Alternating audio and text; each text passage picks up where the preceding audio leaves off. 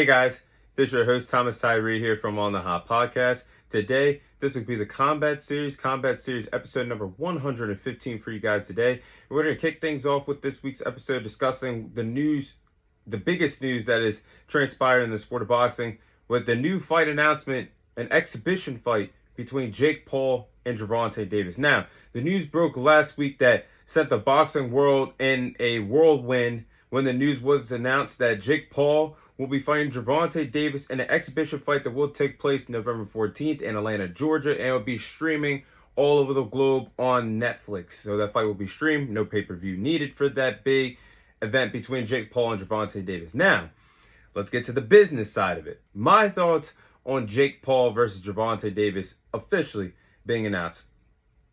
Now, honestly, as a Gervonta Davis fan, this is really embarrassing because Gervonta Davis is in the prime of his career. He's the current reigning defending WBA lightweight champion in the sport of boxing.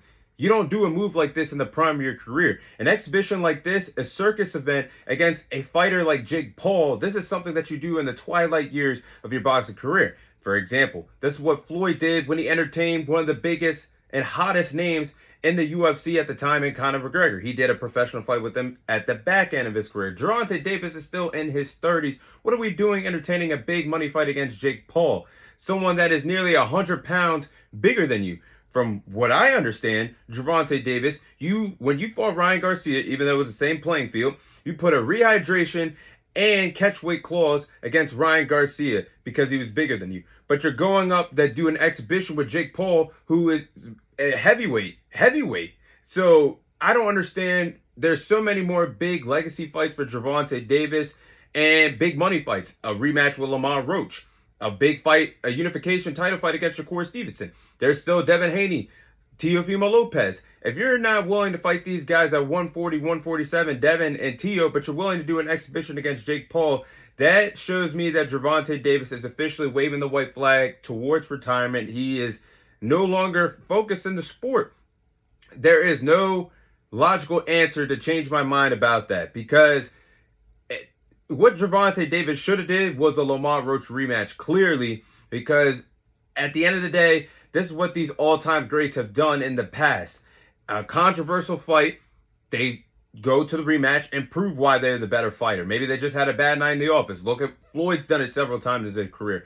You look at Canelo Alvarez, the trilogy that he had with Triple G. When he had the draw of the first fight, he went back and defeated Triple G twice and over the years in the sport. That's just a prime example. But Gervonta Davis is clearly taking the easy way out. His head is clearly not right for the sport. And if your head's not in it, then remove yourself. And this is his way of removing himself. One more final big payday against Jake Paul. And I'm not really happy about the move with Gervonta Davis, because this is not something you're supposed to do in the prime of your career. But the crazy thing about this is Jake Paul was actually this close, guys. He's actually this close of finalizing a fight with heavyweight, one of the greatest heavyweights of this generation, Anthony Joshua. They were this close to finalizing the deal. I think the reason why it wasn't done was due to some broadcasting rights and politics in the sport of boxing, why that fight wasn't made at the heavyweight division. Jake Paul was actually meeting with Turki Al-Sheikh to make this fight happen. How, if you're Jake Paul, you go from a professional fight against Anthony Joshua, an established heavyweight, former heavyweight champion of the world, unified heavyweight champion of the world, to doing an exhibition against a lightweight champion that fights at 135 pounds in Gervonta Davis, and has not fought at a higher weight than 140 pounds in his boxing career. Do you guys know the height difference, the weight difference, the reach span? This is going to be insane when these guys get in the boxing ring with each other in November, even if it's an exhibition. From what I'm hearing, there's going to be 10 3-minute rounds for an exhibition fight. It's crazy that we're even getting this. And the reason why it's not a professional fight, ladies and gentlemen, boys and girls, the boxing sanctioned bodies will not go and wave off on this to be a professional fight. The weight difference is just too big. That's why we have several different weight classes in boxing and in UFC. Because if this was an MMA fight, this definitely wouldn't be sanctioned either. So this is why you have these things in combat sports. Weight classes matter. No matter the skill, no matter those type of things, the experience, you still have to have a weight class involved, because I don't see how this exhibition is going to go. Clearly, everybody wants to see Jake Paul get knocked out. But what if Gervonta Davis hits Jake Paul with a power shot that really doesn't rattle him due to the weight size? What if Jake Paul hits Gervonta Davis with something that's not so bad, not like a power shot, but rocks Gervonta because of the weight difference? These are the things we got to take an account for when these fighters get in the ring with each other to do this exhibition fight. But I'm just so disgusted for Gervonta right now because I see so much potential in him.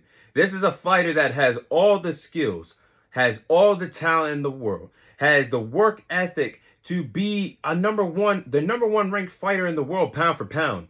That's how much I think Gervonta Davis's skills really are special. And that's how much I really believe in Tank as a fighter.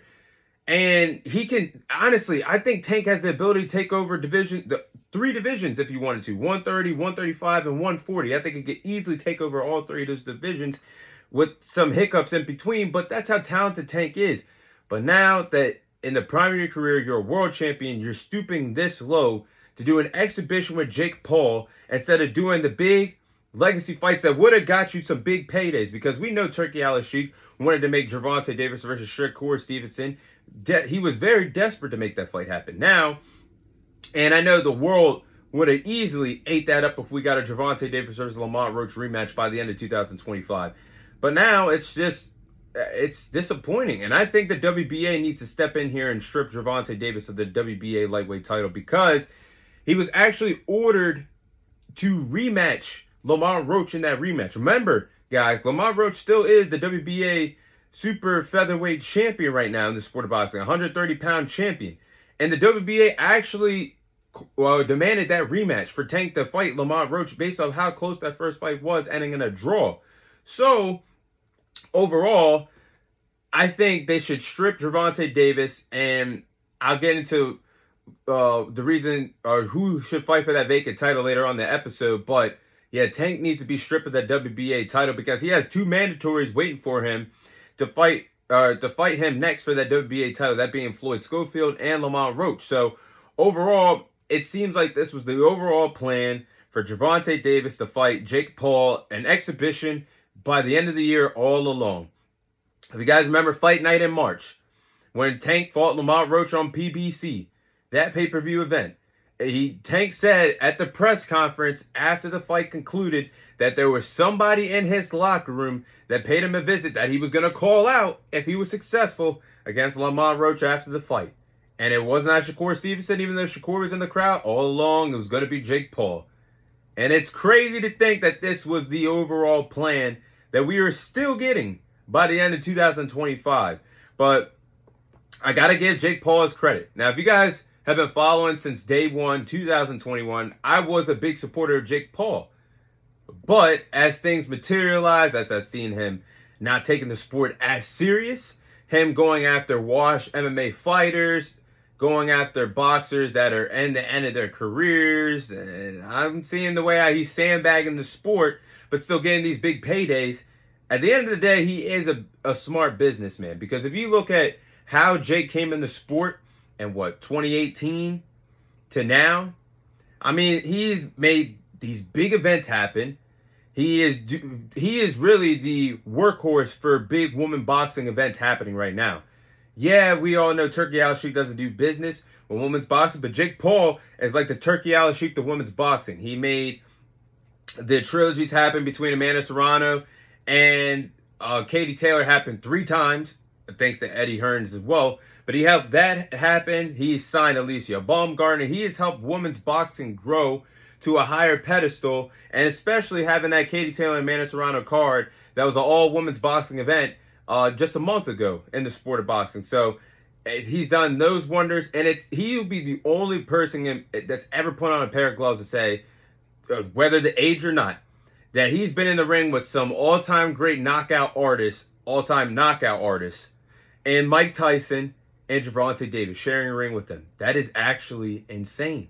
From what he was in 2017, a YouTube star, to fast forward 8 years ago now, that is insane that Jake Paul is doing these things in combat sports. But sad thing is, Gervonta Davis has bent the knee to Jake Paul.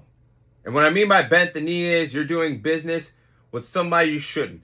If you guys know, Gervonta Davis, outside of Canelo Alvarez, it's in discussion who is the second biggest boxing attraction in the sport. I'm talking about all the fans tune in to see if Tank could get that KO highlight in the fight. I'm talking about casuals that don't even pay attention to the sport of boxing, but when Tank fights, they tune in. Tank is that big box office attraction. I have never seen, even in the footsteps of Floyd, I have never seen Tank be the B side in a fight. But he's bent the knee, and Jake Paul is the A side, guys. Again, the headline says Jake Paul versus Gervonta Davis, not Gervonta Davis versus Jake Paul. This is not a PBC event. This is being streamed on Netflix. It's going to be brought to us by Most Valuable Promotions, not PBC, not Al Heyman. So he's bent the knee. And Gervonta has clowned fighters for doing business with Turkey Al-Sheikh in Saudi Arabia to do these big fights. But the difference is Turkey Al-Sheikh is paying these guys well, and he's giving boxing fans what they want, 50-50 fights. So these boxers are getting the big paydays, and they're having legacy fights, win or lose.